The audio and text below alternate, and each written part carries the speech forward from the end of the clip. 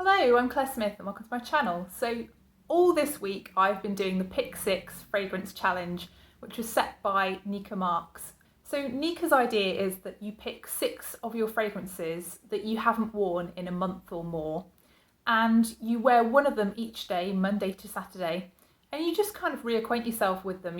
You suss out why you first love with them. I always think it's really interesting when channels go back and retry things that they've hauled, because usually when people haul things, they are really quite positive about them, and sometimes people's opinions change. And we're all familiar with those channels where people haul something, love it, and then the next week it gets decluttered and you're like, what? So yeah, I'm just going to go through 6 fragrances that I've worn from Monday to Saturday this week and tell you what I thought. So on Monday this week, I actually wore this one, which is Guerlain's Insolence, which is the EDP version. I think also it's been discontinued in this B bottle and it's now in a slightly different bottle, so I think it's more in the traditional kind of Guerlain bottle. This one I was really surprised by when I first bought it. I remember being absolutely amazed I actually liked it. I sort of bought it more out of curiosity rather than because I thought I might like it. I know that sounds weird, but you just kind of get curious when you hear people talking about fragrances all the time. You want to try them. So this one is famous for being a really strong violet perfume, and yeah, I'd agree with that, but on skin, if you press your nose up against your skin after you've sprayed it, I think it's really more of a powdery kind of iris perfume as well as quite fruity. Yeah, I really enjoyed wearing it. It made me feel super girly, super pretty, and it sort of brightened up a bit of a dull Monday at work really. I did keep smelling it through the day as well. I was really surprised by how much this projected and how much this lasts. It just seemed to go on forever. It's sort of rekindled my love for it. I think it's definitely something that could be polarizing for people. I don't think this is something that's going to be crowd pleasing. It's definitely going to be love or hate with this fragrance.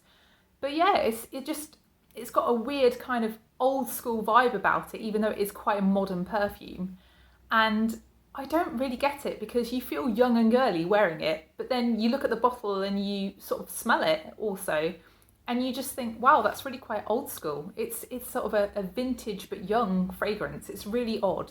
But yeah, I loved wearing this one and I would thoroughly recommend going to try it. So that's Guerlain's Insolence. So on Tuesday I pulled for this one. So this is Covet Pure Bloom by Sarah Jessica Parker. I have had this, I think, since January 2020, which is probably when my fragrance obsession really kicked off. And I have made quite a dent in this 100ml bottle. This is a pretty long-lasting perfume, so actually, something that is long-lasting, you don't need to overspray, you don't need to respray that much. It's quite a strong perfume, I think, for a celebrity scent. No one really talks about this one. I don't understand why, because it's Sarah Jessica Parker. I think it's really beautiful. I think it's maybe it's because it doesn't have any weird, crazy ingredients like some of her other perfumes. Maybe because it's quite girly. Maybe people think it's a bit boring. I actually really like this one. So this is mainly a tuberose perfume and it has lots of fruity notes in it as well. So it's a fruity floral basically. So it has plums, I think it also has mandarin, and it also has coconut water in it. I think out of those notes, the one that comes through for me is really the mandarin, but also the tuberose and the coconut water. It's something that is really good for work. It's inoffensive, it's clean smelling.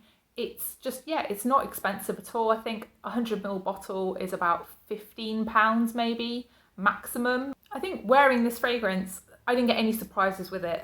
It just reminded me of what it always reminded me of, which is sort of a shampoo, and a nice shampoo. You smell just clean and fruity and fresh with this perfume. It's just a really sort of spring scent. It's almost got like a solar feeling about it. I don't know whether that's because of the tuberose in this, but I definitely got like a solar feeling from this. If you are interested in solar perfumes, I do have a video on solar perfumes and I'll link it down below.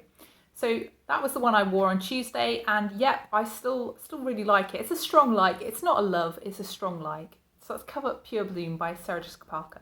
So on Wednesday, I chose this one. So I have a tester bottle of Elie Saab Parfum, and yeah, this one I made a mistake. So I forgot how strong this perfume is, and I ended up overspraying it. I was at work on Wednesday and I was on a microscope, and well, the fog that was in that microscope room, yeah, nobody wants that.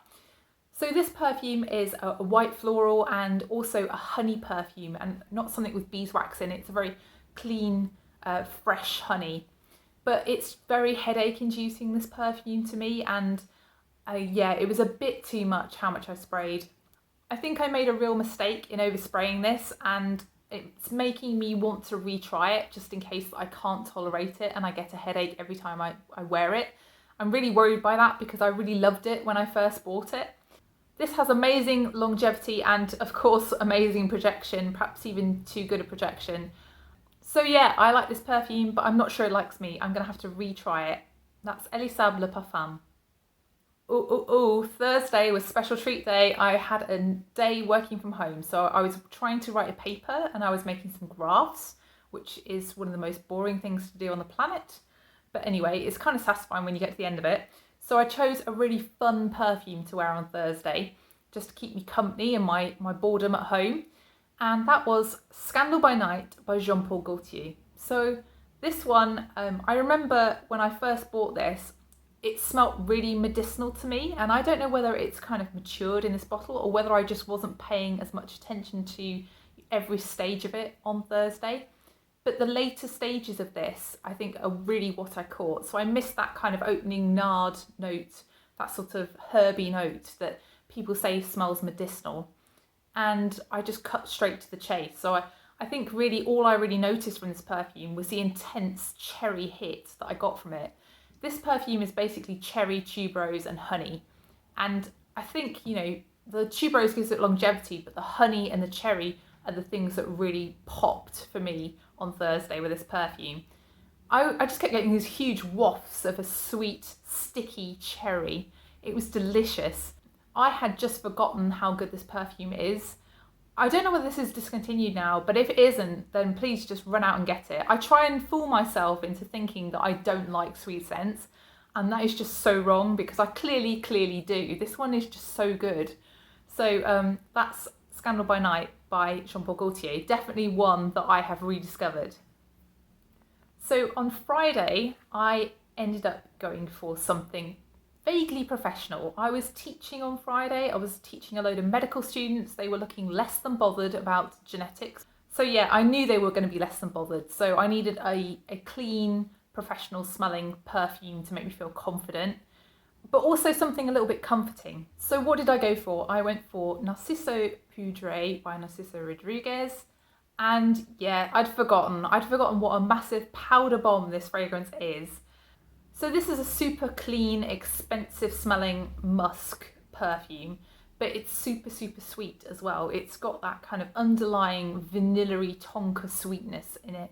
It's also got a touch of rose, and there's also supposed to be some woody notes of vetiver and cedar.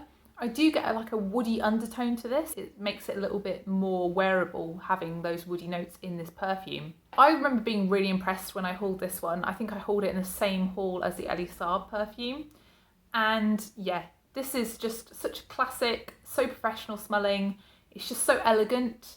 I think the only thing with this one was that I was a little bit disappointed by the longevity of this perfume. I don't know whether it's just that I didn't spray enough, perhaps. Perhaps I didn't after my Elie Saab experience. But yeah, I think it felt like this faded towards the end of the day. By about 3 o'clock, this had kind of gone. And I really thought that this was quite a long-lasting perfume. But yeah, I did really enjoy wearing this throughout the day, and it's made me want to wear it again. I think I will wear it for teaching again. I think it gives off that professional, calm vibe that I'm generally looking for when I'm teaching people who don't want to be taught. So that's Narciso Poudrée by Narciso Rodriguez. On Saturday, I was just at home and, you know, doing a bit of editing for YouTube, perhaps doing a few chores. I think I was like doing washing and stuff. I wasn't feeling like it was an especially special day. I actually ended up choosing something that I've been considering decluttering. And I don't know, my decluttering has been just sort of based on my thoughts about this fragrance, based on another fragrance that I used to have. So this fragrance is Jimmy Choo by Jimmy Choo. And I used to have the Stars edition of this fragrance, and I absolutely love Stars. And then I bought this one to replace Stars because Stars had been discontinued. And it just didn't live up to my expectations. I know a lot of people love this one. Retrying this, actually it's better than I remembered it. I really was convinced that this was going to make me declutter this fragrance, and I think it's just been saved from the chopping block. It's got that really piercing sweetness to it, that pear, toffee, patchouli combo. So I think it's got quite a pure note profile. It's like one of those like Alien or something where there's very few notes and nothing really stands out much bar one note. And for me, that is the toffee. I know a lot of people say the patchouli, but the patchouli is very clean and very background for me. The toffee is really what I smell. I smell that sweetness in this perfume, maybe also contributed to by the pear. Very much like something from a lab, something very chemical. But actually, I enjoyed wearing it. It did last all day. Yeah, I'm keeping it. So that's Jimmy Choo by Jimmy Choo.